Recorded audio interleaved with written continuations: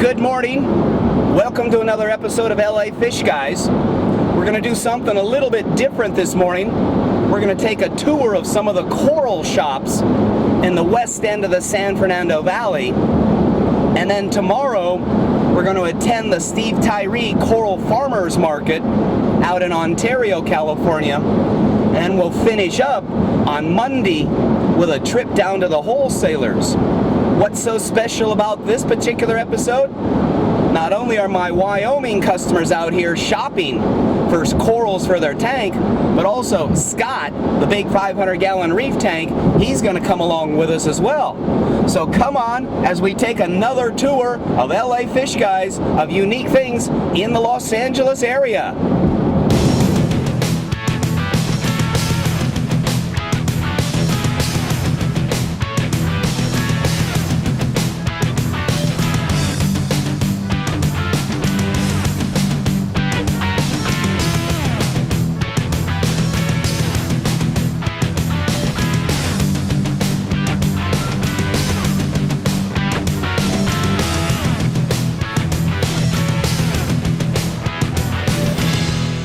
Morning, how are you?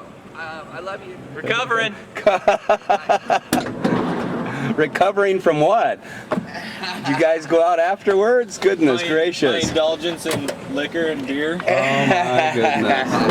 Meet MJ and Mike from Wyoming, and here's Scott of the 500-gallon aquarium fame.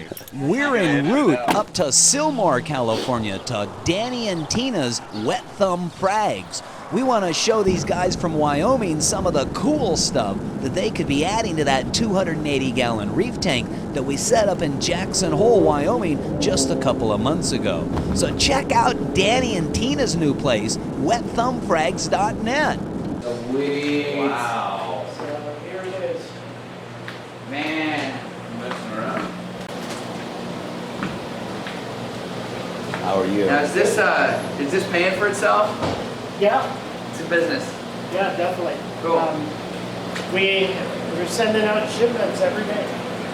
Can you recognize who the three boys are that just walked into the Coral Candy store? The large polyps, Yes. sclerotinas. Which ones? It's okay to get large polyps.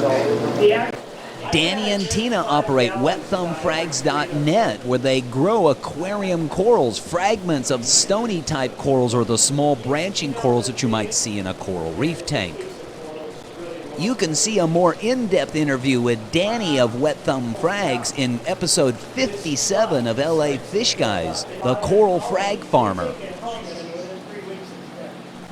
Over the course of the last 25 years, there's been a small cottage industry that's occurred within the aquarium realm, that being fragged or aquacultured aquarium corals. This little industry has grown to the point where it generates significant revenue for a number of small aquarium hobbyists who fund not only their hobby, but some may even fund it from a business standpoint. they're one of the easier. Before you decide to jump into this style of aquarium keeping, be aware of two things.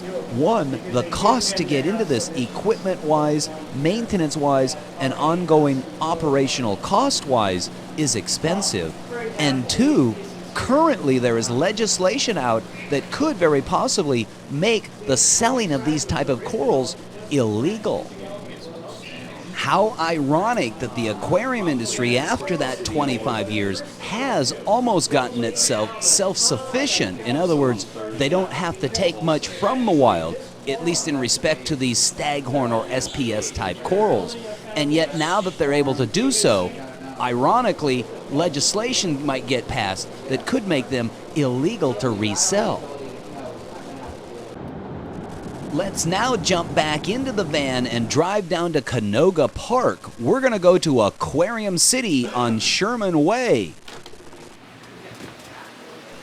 This store would be representative of a shop in the Los Angeles area. A wide variety of various corals. Here we're looking at a tank full of large LPS type corals, large polyp stony corals. You can see that there are flower pots and torch corals and goniopora. There's even a few leather corals as well as fuzzy mushrooms in there. Aquarium City back in the 90s was the premier store in the San Fernando Valley for SPS-type corals. They have this beautiful 300-gallon glass SPS aquarium with many, many different species. They fragged it so much that many of the species look more like nubs as opposed to their original spiky shape.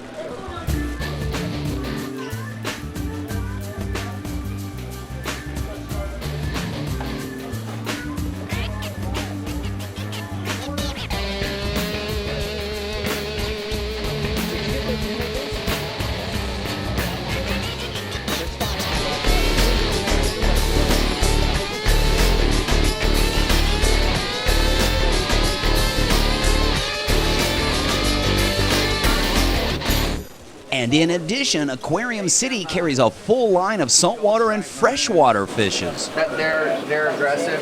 Yeah, don't go with maroons in your tank. Seek out the perculas. Those guys will just take over your tank. They would be they'll bossy. knock stuff around. Okay, cool. Oh yeah, that's right. Yeah, that's right. Those gold-striped maroon clowns are beautiful fish, but can become a very dominant feature in the aquarium, pushing corals and such around. I've seen them take over literally half of a 125-gallon aquarium. Selecting fish and dealing with compatibility issues has always been a challenge for the fish-only system. It becomes even a greater issue when dealing with the coral reef tank. Not all fishes will get along with the corals. Some of the fishes will actually pick at the corals. Lionfish, for example, would not be a good choice in a living coral reef tank, namely because you have to put your hand into the tank, and he's a venomous fish. Additionally, the greater the number of fish, the greater the amount of food, which ultimately increases the nutrients in the aquarium, which could lead to future algae problems. Did you buy something? A peanut rasp and a I do. Can I call you back? guy for the box. Cool.